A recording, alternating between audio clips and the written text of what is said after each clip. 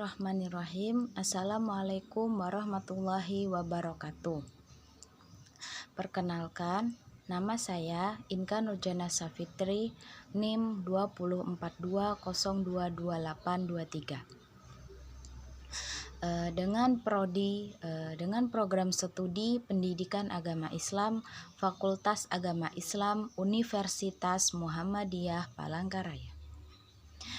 Baiklah, video ini untuk menunaikan tugas UTS ulangan tengah semester pada mata kuliah tafsir dengan dosen pengampu Hajah Hunainah LCMA.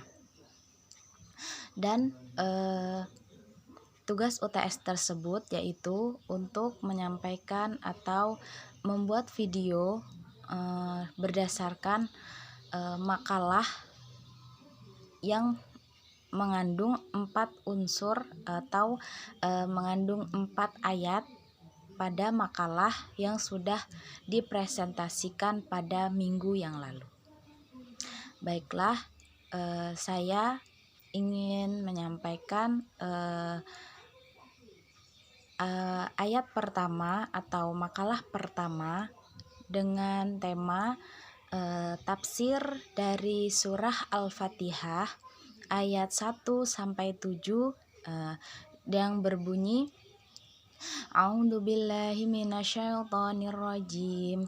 Bismillahirrahmanirrahim. Alhamdulillahi rabbil alamin. Ar-Rahmanirrahim. Maliki yaumiddin. Iyyaka na'budu wa iyyaka nasta'in. Ihdinas siratal mustaqim. Shiratal ladzina an'amta 'alaihim ghairil maghdubi 'alaihim waladdallin. Amin. Yang artinya, dengan memuji nama Allah yang Maha Pengasih lagi Maha Penyayang. Dengan segala puji bagi Allah, Tuhan semesta alam, yang Maha Pengasih lagi Maha Penyayang, yang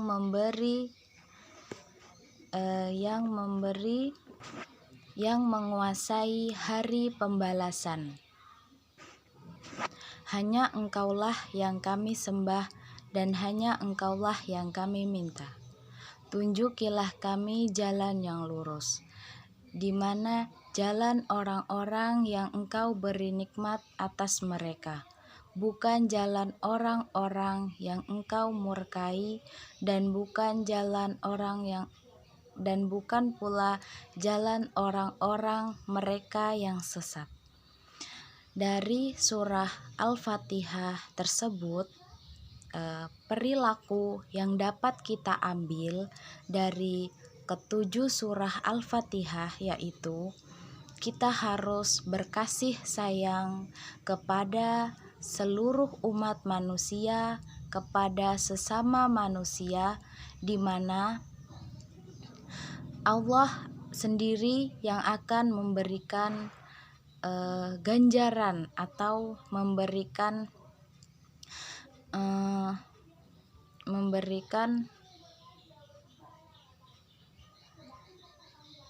ganjaran yang baik kepada orang-orang yang berkasih sayang kepada umat manusia atau kepada sesama manusia. Karena apabila kita saling berkasih sayang, maka Allah akan memberikan kemudahan atas apa yang kita lakukan, apa yang kita jalankan. Kita harus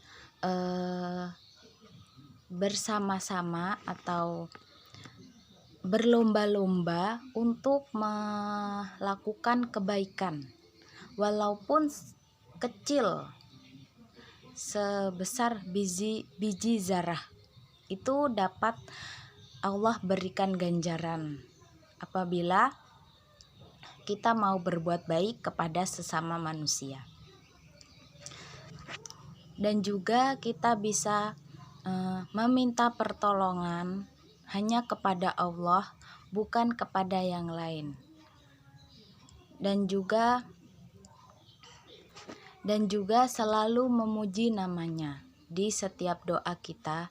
Insya Allah apa yang kita inginkan dapat tercapai dan juga dimudahkan oleh Allah. Dan pula pada ayat terakhir, yaitu arti dari ayat ke-6, tunjukilah kami jalan yang lurus, yaitu jalan orang-orang yang engkau beri nikmat kepadanya, dan bukan pula jalan mereka yang sesat dan yang engkau murkai. Berarti kita tidak boleh atau bisa dikatakan menjauhi larangannya. Misalnya menjauhi mengambil barang teman atau meminjam barang teman tapi tidak bilang, seperti itu. Ayat kedua yaitu surah Al-Isra ayat 9 yang berbunyi A'udzubillahi minasyaitonirrajim. Bismillahirrahmanirrahim. Bismillahirrahmanirrahim. Inna hadzal Qur'ana yahdi lillati hiya aqwamu wa yubashshiral mu'minina alladzina ya'maluna sholihati anna lahum ajron kabiron. Sungguh Al-Qur'an ini memberikan kami petunjuk. Sungguh Al-Qur'an ini memberi petunjuk ke jalan yang lurus dan memberikan kabar gembira kepada orang mukmin yang mengerjakan kebajikan bahwa mereka akan mendapatkan pahala yang besar. Bisa dikatakan bahwa Al-Quran adalah kitab yang mulia, kitab yang sangat agung, dan juga Al-Quran adalah kitab yang paling mulia karena kitab akhir zaman, kitab yang suci, karena langsung diturunkan oleh Nabi kita, yaitu Nabi Muhammad SAW. Dan juga Allah Subhanahu wa Ta'ala memberikan kita atau menyampaikan agar kita, karena Allah Subhanahu wa Ta'ala menyampaikan pujian kepada Nabi Muhammad SAW atas diturunkannya Al-Quran kepada Nabi Muhammad. Dan juga orang mukmin yang mengerjakan amal kebajikan atau amal kebaikan, maka Allah sudah menjanjikan bahwa mereka akan mendapatkan pahala yang besar, seperti bersedekah, memberi makan anak yatim, dan juga memberikan makanan kepada anak-anak jalanan, seperti itu. Maka nanti Allah akan membalas apa yang mereka kerjakan, sebuah amal tadi, kebaikan tadi, Allah balas yang lebih besar lagi. Bismillahirrahmanirrahim. Ayat ketiga yaitu surah Al-Insan ayat 30 yang berbunyi A'udzubillahi minasyaitonirrajim. Bismillahirrahmanirrahim. Wa ma tasya'una illa ayyasha Allah. Innallaha kana aliman hakiman. Artinya, tetapi kamu tidak mampu menempuh jalan itu kecuali apabila Allah kehendaki. Sungguh Allah Maha mengetahui, Maha bijaksana. Dari ayat tersebut dapat diambil kesimpulan apabila apa yang kita kerjakan, apa yang kita lakukan dapat Allah lihat. Jadi kita harus bisa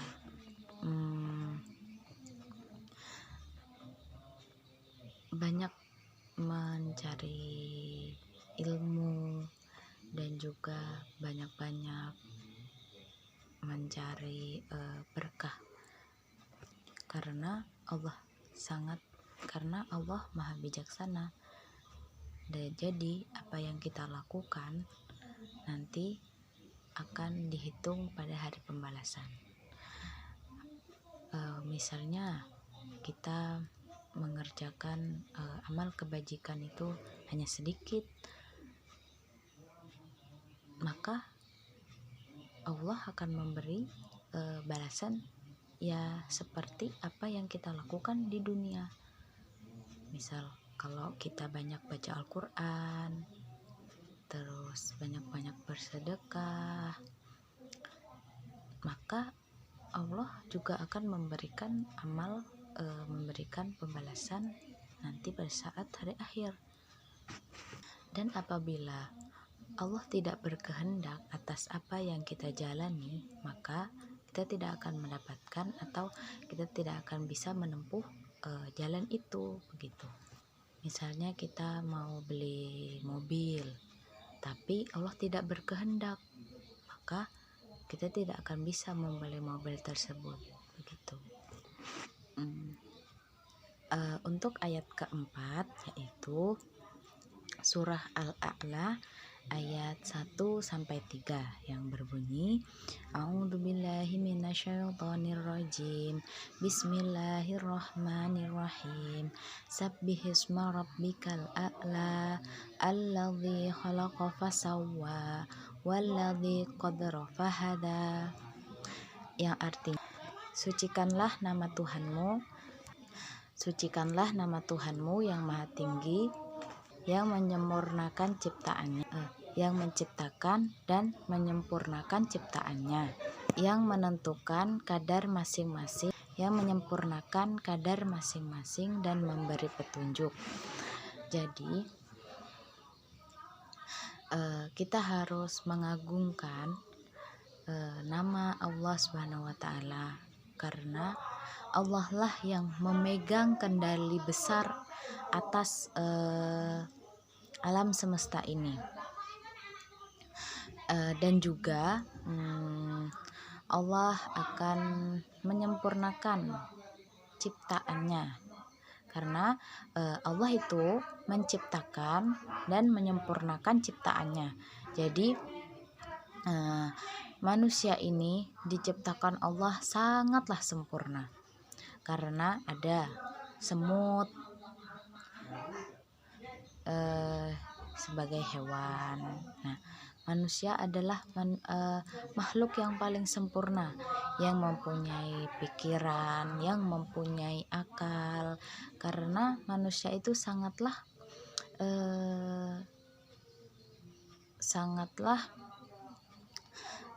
makhluk yang indah, makhluk yang sempurna yang diciptakan oleh Allah, karena manusia adalah khalifah pertama di muka bumi ini, keturunan Nabi Adam. Dan juga Allah sudah memberikan masing-masing atau kadar atau masing-masing kepada ciptaannya.